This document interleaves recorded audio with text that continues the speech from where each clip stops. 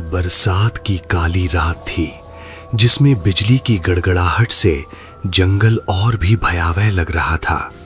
कहा जाता है कि जो भी उस जंगल में बरसात की रात में कदम रखता है, वो कभी लौट कर नहीं आता। आज कुछ गांव वाले अपनी बैलगाड़ी लेकर बिना सच्चाई जाने उसी जंगल के रास्ते से बाजार की ओर निकले हैं। लेकिन अंधेरे और बरसात के बीच उनके साथ क्या होने वाला है, ये राज सिर्फ उस जंगल की खामोशी जानती है।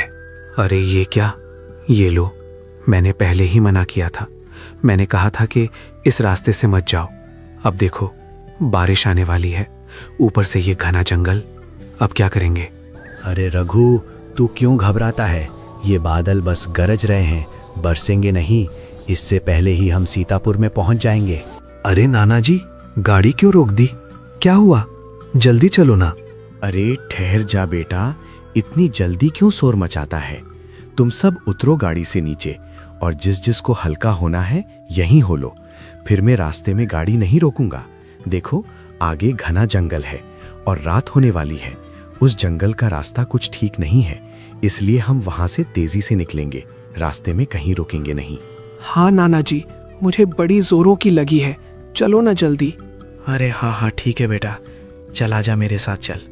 सब लोग हल्का होने के लिए इधर उधर जाने लगे। नाना जी सुनते हो, हम उन झाड़ी के पीछे चले जाते हैं। हाँ ठीक है, लेकिन जरा ध्यान से, डरावना जंगल है, ज्यादा अंदर मत जाना।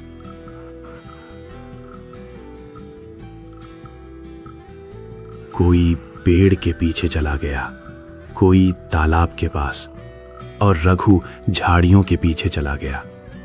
उधर नाना जी के चेहरे पर एक अजीब सा डर दिखाई दे रहा था। हे भगवान, ये नहीं होना चाहिए था। अगर आज बारिश आ गई तो पता नहीं क्या होगा। वो बरसात की रात मैं आज तक भूला नहीं हूं। वो रात इसी सीतापुर से जुड़ी है।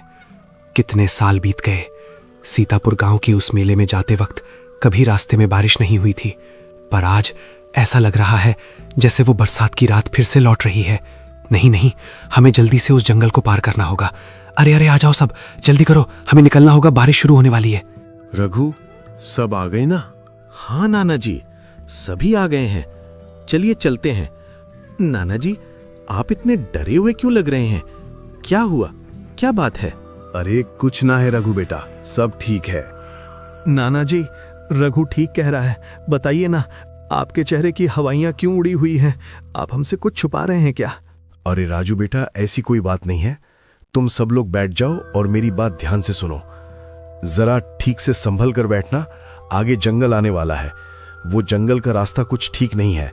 मैं तेजी से वहां से गाड़ी निकालूंगा, इसलिए तुम सब ध्यान से बैठे रहना। नाना जी की बात सुनकर सभी लोगों के चेहरे पर डर और गंभीरता के भाव उभर आए। वे सभी गंभीरता के साथ गाड़ी में बैठ गए। रात लगभग हो ही गई थी। चांद पूरा था और उसकी हल्की रोशनी जंगल के सुनसान रास्ते पर फैली थी। घना सन्नाटा, दूर कहीं कुत्तों के भौंकने की आवाज और कभी उल्लू की हूहू की गूंज। बैलगाड़ी के पहिए मिट्टी के उबड़-खाबड़ रास्ते पर डोलते हुए चले जा रहे थे। तभी बिजली कड़की और वही हुआ जिसका डर नाना जी को था। अरे रे, हे भगवान, ये बरसात ये नहीं होना चाहिए था। अब क्या होगा? हमें वापस अपने गांव लौटना होगा बेटा। अब क्या हुआ नाना जी? बैलगाड़ी क्यों रोक दी? अब वापस क्यों जाना है? ये बरसात, रे बारिश हो रही है। ये वही भयानक बरसात की रात है। ये जंगल, इस जंगल में बरसात होना ठीक नहीं है। हम सीतापुर में नहीं पहुंच पाएंगे। अपने गांव वापस चलते हैं। नाना जी, बात क्या है? साफ साफ बताइए। मैंने बताया था ना कि ये जंगल का रास्ता ठीक नहीं है। पर नाना जी, हर साल तो हम इसी रास्ते से जाते हैं। फिर इस बार ऐसी क्या बात है जो आप डर रहे हैं? हाँ रघु, पर इस बार बात कुछ अलग है। ये बरसात, इस जंगल में बरसात की रात में जाना खतरनाक होता है। ऐसी बरसात की रात में यहाँ कई भूत प्रेत घूमते हैं। बारिश की रात में इस जंगल में जो प्रवेश करता है वो वापस नहीं जाता। ऐसी ही एक बरसात की रात कई साल पहले आई थी, जब हमारे गांव के कुछ लोग इसी जंगल से होकर सीतापुर में जा रहे थे, लेकिन आज तक कोई भी लौटकर वापस नहीं आ रहा। अब क्या होगा नाना जी?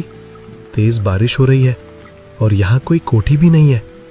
नाना जी, आगे शमशान है, मुझे तो डर लग रहा है। अब क्या होगा? क्या हम नहीं बचेंगे? घबरा मत बेटा, मैं कुछ सोचता हूँ। हमें वापस जाना होगा। अभी हम जंगल के उस इलाके से दूर हैं जहाँ परेत होता है। शायद हम बच सकते हैं। चलो वापस चलते हैं, मैं गाड़ी घुमाता हूँ। नाना जी की बात सुनकर सभी लोग घबरा गए और बैलगाड़ी में एक सन्नाटा छा गया। नाना जी ने गाड़ी वापस अपने गांव की तरफ मोड़ ली।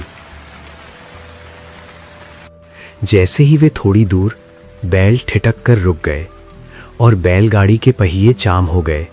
नाना जी, क्या हुआ? अब बैलगाड़ी क्यों रोक ली आपने? बेटा, सामने तो देखो।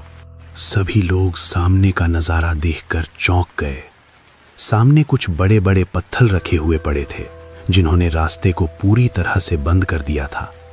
सभी गाड़ी से नीचे उतर गए। नाना जी, अब क्या करें? हम सब मिलकर भी इन पत्थरों को रास्ते से नहीं हटा सकते।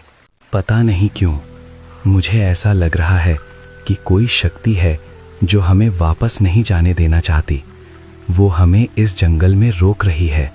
नाना जी, अब हमारा क्या होगा? हमें आज सीतापुर देखने के लिए आना ही नहीं चाहिए था। हे भगवान, हमारी रक्षा करना। बारिश और तेज हो गई। जंगल में दूर से गुद्दों के रोने की आवाज आ रही थी। झाड़ियों के बीच से झींगरों की किटकिट निकलकर पूरे जंगल में गूंज रही थी और वहां का माहौल डरावना होता जा रहा था। तुम सब घबराओ मत, हम यहाँ से सही सलामत घर वापस जरूर जाएंगे।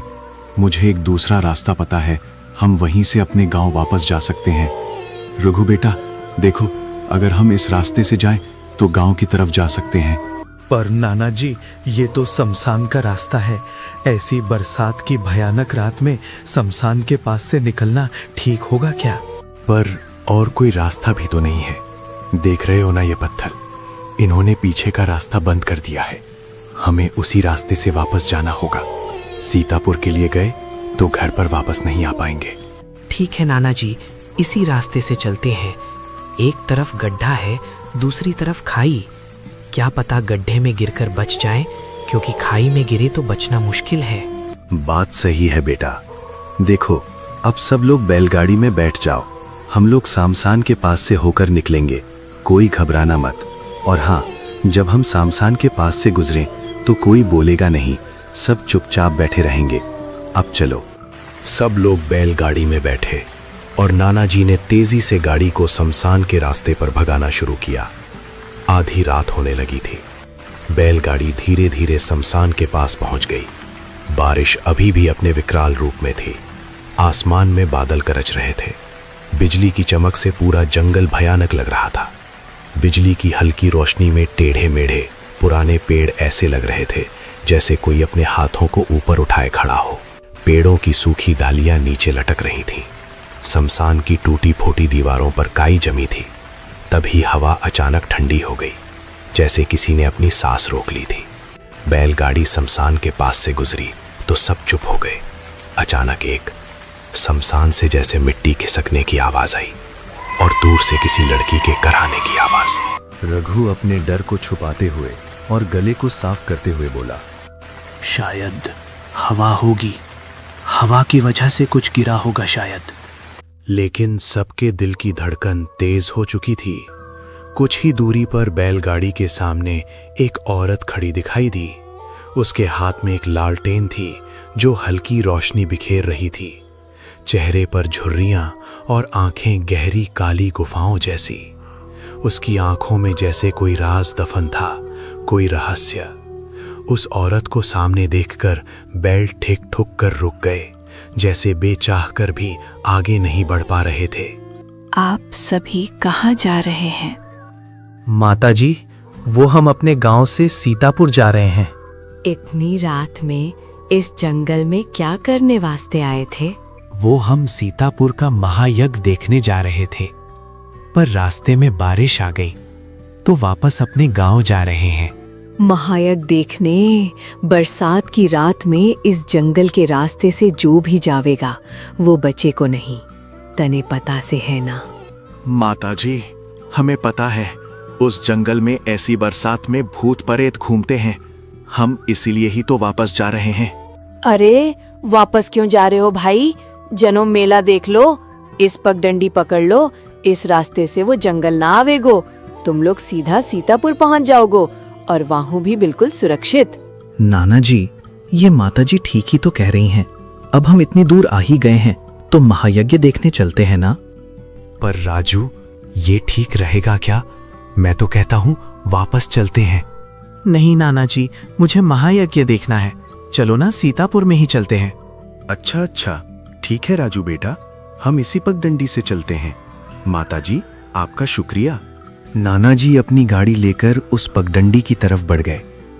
उस औरत की आंखों में एक रहस्यमयी चमक उभर आई और होठों पर एक डरावनी हंसी। बैलगाड़ी धीरे धीरे आगे बढ़ रही थी। पगडंडी बेहद सुनसान थी। दोनों ओर घना जंगल और बीच में टेढ़ा मेढ़ा रास्ता। ऊपर से बारिश का कहर। माहौल डरावना था। रास्ते में उन्हें कई बार लगा जैसे कोई पीछे पीछे चल रहा है। कभी झाड़ियों की सरसराहट, कभी टहनियों के टूटने की आवाज। आखिरकार दूर से हल्की रोशनी और ढोल नगाड़ों की आवाज आती सुनाई दी। सब खुश हो गए, लेकिन उन्हें नहीं पता था कि सीतापुर में उनके साथ कुछ ऐसा होने वाला है जिसकी उन्होंने कल्पना भी नहीं की थी। नाना जी, मेला आ गया। वाह, बड़ा मजा आएगा। मैं बहुत सारे सामान लूंगा। जल्दी चलो ना, मैं तो सबसे पहले एक चिमटा खरीदूंगा। हाँ, ये बारिश तो आज कहर ढा रही है। हम सारे सामान भीग रहे हैं। अब घर होगा तो बारिश से कुछ तो बचाव होगा। सब लोग जैसे ही सीतापुर में पहुंचे, उनके होश उड़ गए। सीतापुर में उनके अलावा कोई नहीं था। दुकानें सजी थीं, लेकिन दुकानों पर कोई भी दुकानदार नहीं था। हर ओर चमकती तारे थीं, पर उनका प्रकाश और अजीब था। ये कैसा सीतापुर है? ये तो, अरे यहाँ तो कोई नहीं है। ना कोई इंसान, ना भीड़ और ना कोई शोर। कहीं हम गलत जगह तो नहीं आ गए हैं? नाना जी, ये सब क्या है? और ये देखो, इन दुकानों पर अजीब अजीब सी चीजें रखी हैं। इंसानी सहनाई और ये पुराने जमाने के मोमबत्ती रखे के खर्चे। ये सब देखकर ऐसा लग रहा है जैसे हम किसी दूसरी दुनिया में आ गए हैं। मुझे तो यहाँ डर लग रहा है। वैसे तो यहाँ कोई नहीं है नाना जी, लेकिन मुझे यहाँ किसी के होने का एहसास हो रहा है। ऐसा लग रहा है जैसे यहाँ कोई है और हमें देख रहा है, पर यहाँ कोई दिखाई क्यों नहीं दे रहा है नाना जी? हाँ, यहाँ है। यहाँ दुकानदार भी है और लोगों की भीड़ भी है। बस हम उन्हें देख नहीं पा रहे हैं, क्योंकि ये एक भूतों का बाजार है। हम उन्हें नहीं देख सकते, पर वे हमें देख रहे हैं। हम एक छलावे में फंस चुके हैं। वो क्या था? अभी कोई गया यहां से। मुझे लगता है हम में से कोई यहां से बचकर नहीं जा पाएगा। उनका खेल शुरू हो गया है। तुम डराओ मत रखो, भगवान पर भरोसा रखो। हम यहाँ से सही सलामत घर वापस पहुंच जाएं, ऐसी प्रार्थना करो। उन सभी को अपने पीछे से कुछ लोगों की आवाजें आने लगी और जैसे ही वे पीछे मुड़े, सामने का नजारा देखकर सहर गए। पूरा बाजार लोगों से भरा था। दुकानों पर भी दुकानदार थे, पर वे दुकानदार इंसान नहीं थे। वे सभी अजीब से प्राणी थे। किसी दुकान पर कंकाल सामान बेच रहा था तो कहीं पर कोई राक्षस या पिशाच जैसा प्राणी था। वे सभी भटकती आत्माएं थीं और अचानक से सब गायब हो गए। हे भगवान, नाना जी, ये कैसा बाजार है? अब हम क्या करें? कैसे बचें इससे? रघु, हमने जो अपनी आंखों से अभी देखा वो सब सच है। वे सब यही हैं, लेकिन हम उन्हें देख नहीं पा रहे हैं। वे हमें यहां से जाने नहीं देंगे। तो अब क्या करें? पता नहीं, मुझे कुछ समझ में नहीं आ रहा है। वो बूढ़ी औरत जो शमशान के पास मिली थी, वो भी एक प्रेत ही थी। उसी ने हमें यहाँ भेजा था। हम इस सीतापुर से बाहर निकल गए तो ठीक, नहीं तो आज हम में से कोई यहाँ से जिंदा वापस नहीं जा पाएगा। फिर भी हमें कोशिश करते रहना चाहिए। चलो यहाँ से निकलने की कोशिश करते हैं। वहां से निकल पड़े। लेकिन जंगल से कुछ दूर घूमने के बाद फिर से उसी मेले के पास पहुंच गए। नहीं नाना जी, हम घूम फिर के फिर से उसी जगह पर आ गए हैं। अब क्या करें? इस बाजार से बचने का कोई रास्ता नहीं है क्या? हाँ, एक रास्ता है। हम इस सीतापुर से बाहर निकल सकते हैं। हे भगवान, शुक्र है तेरा, आज तक बरसात के इस छलावे से कोई नहीं बच पाया। पता नहीं हमारे ऊपर ईश्वर की कौन सी कृपा हुई जो आज हम इस छलावे से बचकर सही सलामत जा पा रहे हैं। इससे पहले बारिश फिर से शुरू हो जाए, हमें इस जंगल से निकलना होगा। नाना जी, बस आज यहाँ से निकल जाएं, कान पकड़ता हूँ। सीतापुर गांव के इस भूतिया गांव में तो मैं फिर कभी ना आऊं।